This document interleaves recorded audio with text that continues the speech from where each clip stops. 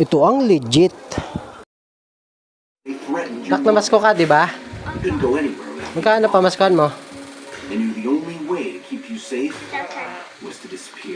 Hindi nga, magkano nga?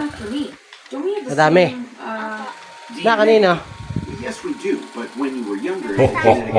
Na, kanino siya nagtago?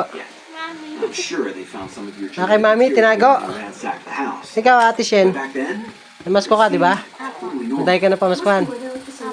Nasaan yung pinamaskuhan mo? Na, kay mami?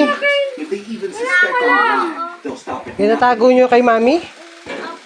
Wala. Ano sabi ni mami? Wala. Hindi, ano sabi ni mami nung itatago? Tatago niya daw muna. Ay, tatago niya daw muna. Ay, kaya pala itatago ni mami, baka magastos nyo. Tinandaan nyo kung magkano? Opo, Ha? nasa 1,000 na ako. Nasa 1,000. Mga magiging 1,000 na po yung Ay, nasa mabuting kamay yun, ha? Kay mami pala eh. Alam nyo ba, anak? Ganyan talaga ang buhay.